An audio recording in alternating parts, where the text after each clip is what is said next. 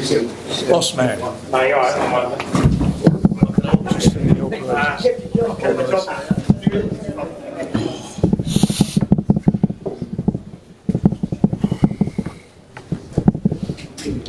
Congratulations, mate. Cheers, bud. How did that compare to the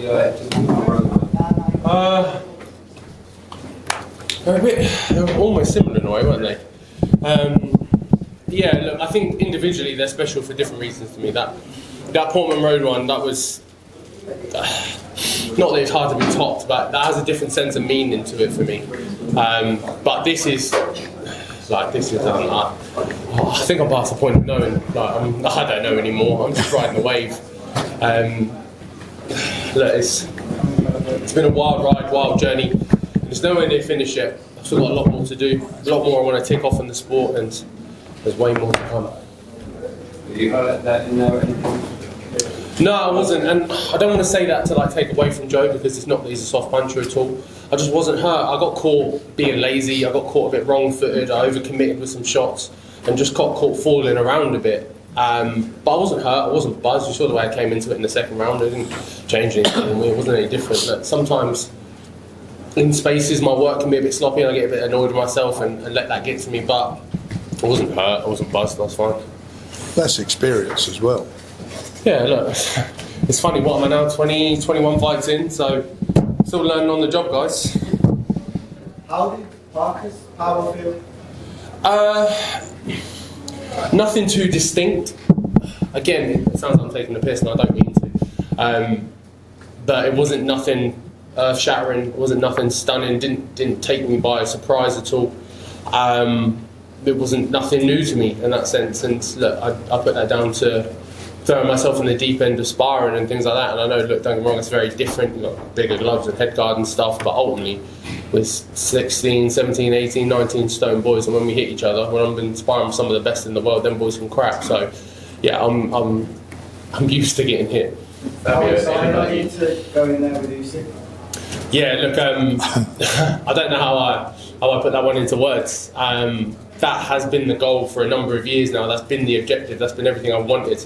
So, yeah, look, we're there. We're All belts. Yeah, look, it's a wild one to say, but one of the generational talents, one of the best to ever do it, on all the marbles. There's nothing more I could ask for.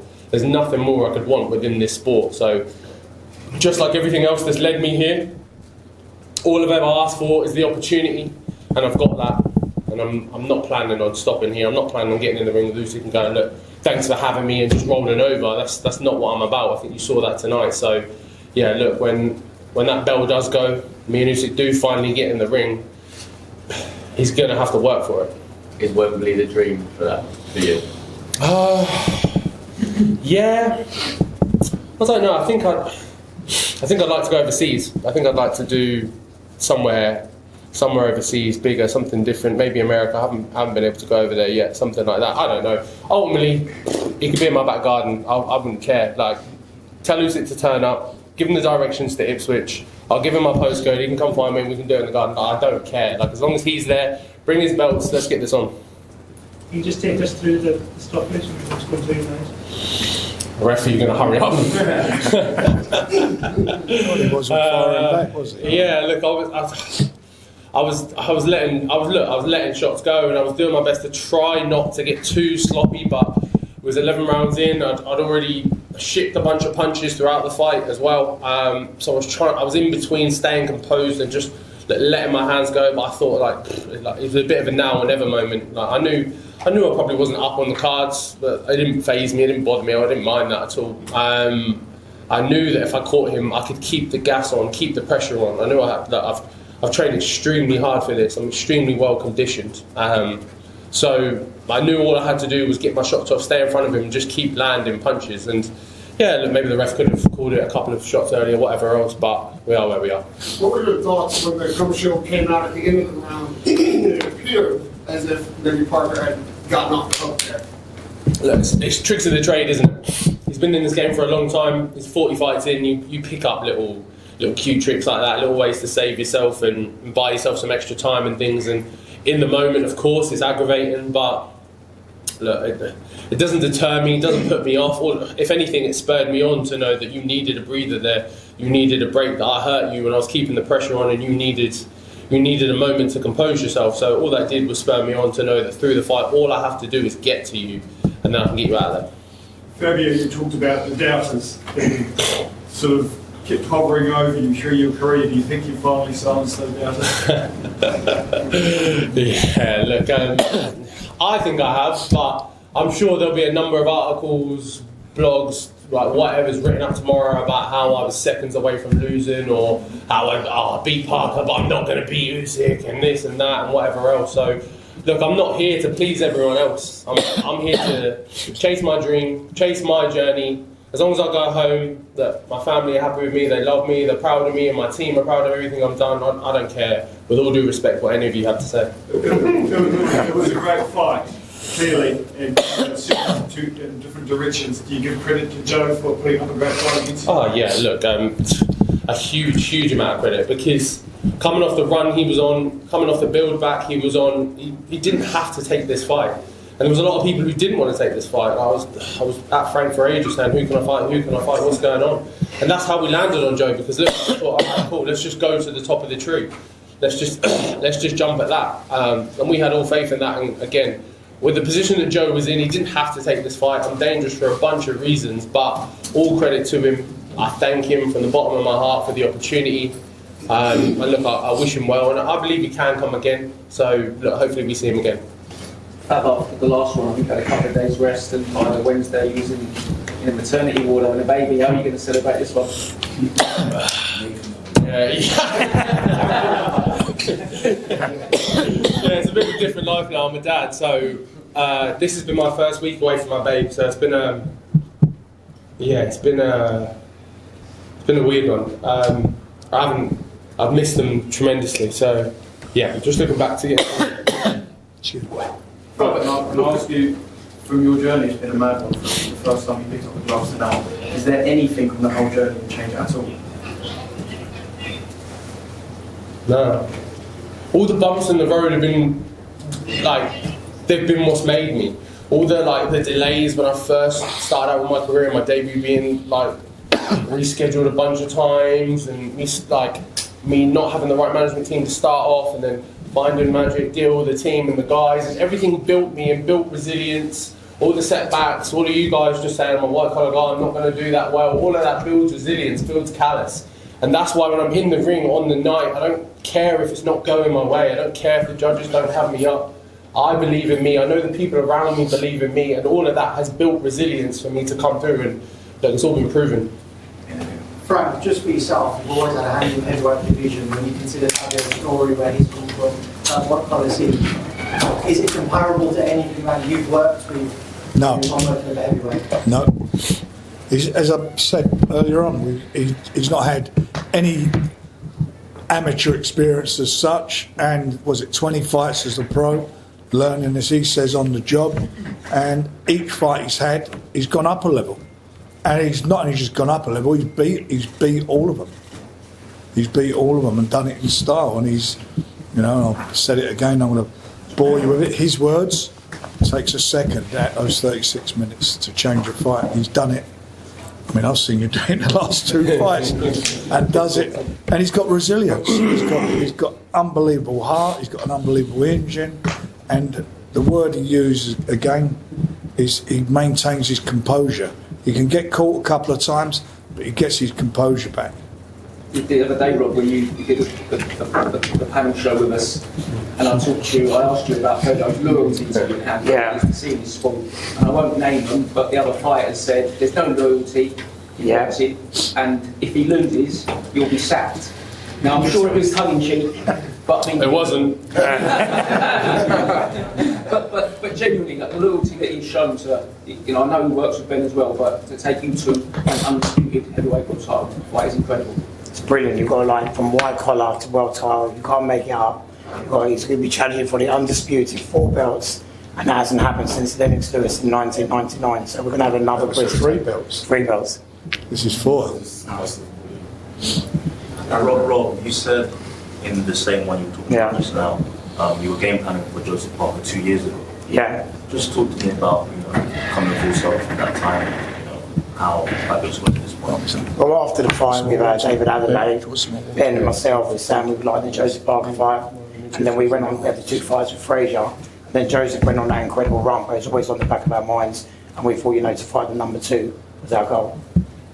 Fabio, how much have you, obviously you've watched Usyk, you've watched a lot of Usyk, how much have you watched him and sort of dissected him yourself? And will you watch him differently now you know that he's your next opponent? Yeah, of course. I haven't, don't get me wrong, I'm not sitting there up late at night watching Usyk and breaking down his footage and films. For however long he's been at it, I've been watching him as a fan. I haven't been distracted by that very golden carrot that is obviously the next opportunity for me. So we haven't been looking around for all of this camp and all the build-up. I look at the immediate, I look what's in front of me. So no, I haven't sat down and dissected him and looked through him yet, but look, that's a job for next year. Fabio, we had a bit of a joke before the fight talking about Usyk and his tendency to kind of beat all the Brits, and you laughed and said, oh well, it's my turn next and I'm going to be the one that will beat him. How does it feel realising that you actually are next in line now to beat him, and you could be the one that gets that win for the Brits? Because so many big names, AJ, Fury, Tony, everyone has tried and hasn't come out and won it. How does it feel knowing that you have the nation's hopes on your shoulders now? Yeah, it's a wild one when you piece it all together like that. But look, I'm the next one up. I'm the next one at it. I've got big, broad shoulders, so that's fine by me. I'll carry all the pressure. There's no problem. But I'm something different. I think we've thrown enough of the kind of, not to say any of those guys are similar or the normal, usual, whichever else, but they all come from similar backgrounds, similar ways of doing things, and I come from a different school or a non-school, however you want to call it. So, look, we've thrown all the kind of the usual guys at him, our top dogs and whatever. So, yeah, look, let me have a crack with something different, see where we end up.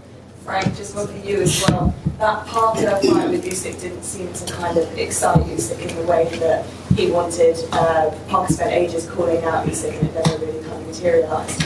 Do you think this is the sort of fight that Usyk needed, the sort of excitement that he needed, a challenge, a big, puncher like Fabio to get him excited, to get him to accept a fight like this? Well, one thing's for sure, it'll be a fight that everybody wants to see now for the dynamic of the fight, what will happen. Do I think he would want it? I think he'd prefer an easier job. Oh, but anyway, if I was him. Look, he said that he wants to carry on, and he'll have to do it. And it's really simple. We're either going to do the fight or not. And the only reason it won't happen is if he says no, and then he will have to vacate or give up the title. And if he does that, he becomes the champion, WBO champion. He becomes world champion. I'm sure you don't want to win a title like that, but it's win-win-win. It's either going to happen or it's not, but whatever happens, he's got a chance of becoming the world champion. He's either going to be for the 1 belt or the 4 belts. How would you feel, Fabio, if you were operating? Yeah, look, it's not the way I'd want things to go, but ultimately I'd still see myself as a world champion, because look, if that was to happen, if Usyk was to drop the belt a day earlier than this, then Joe would have picked it up, we would have fought for it, I would have beat Joe and I'd have been a world champion, and everyone would have called me a world champion from then on. So if whatever in a few weeks, few months, Usyk goes no and drops the belt, then I'm still going to regard myself as a world champion, because look, I beat the number 2 in the world. I don't know what more you need to be a world champion. I beat the 2nd best heavyweight in the world. So yeah, look, I would happily call myself that, but it's not the way I want things. You know how I do things in the ring. I want to earn it. I want to fight for it. So yeah, look, I'd much rather win that belt in the ring. Fabio, it's well documented that Usyk calls his left hand Ivan. He's got a name for it. Have you got a name for your right hand at all? No. Or a story behind I have, but I can't tell you. You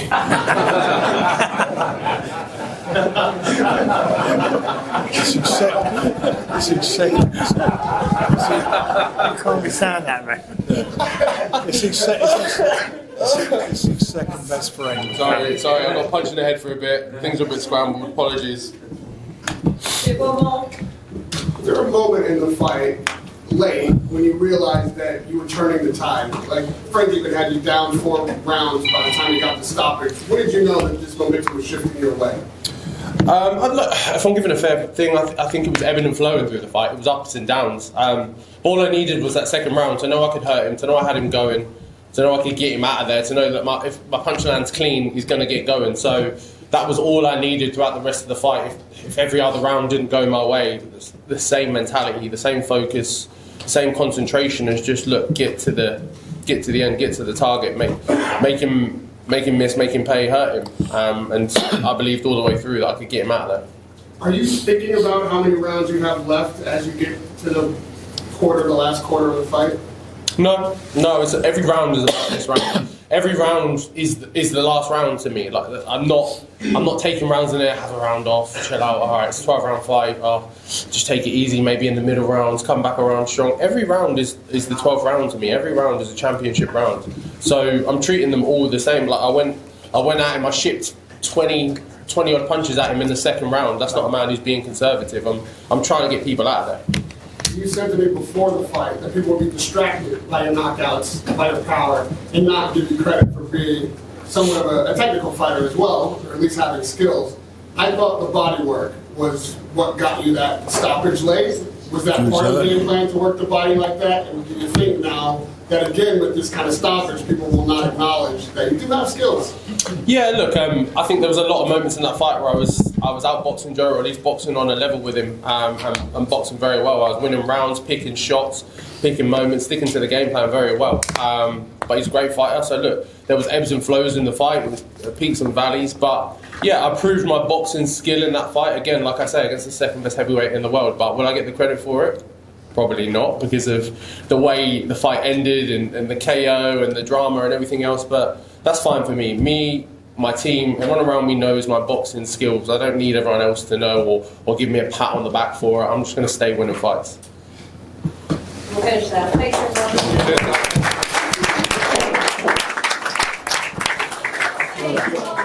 Right. Yeah, good. How you getting on? I'm good. I've been out of action on a bit of a flu, had an operation. Yeah. I was saying to you, we're going to tomorrow. Yeah, definitely. When you massive fan, and great work today. Absolutely. I'll tell you, unbelievable. I swear to God. Wild ride. No, I'm telling you, it's unbelievable. You're right.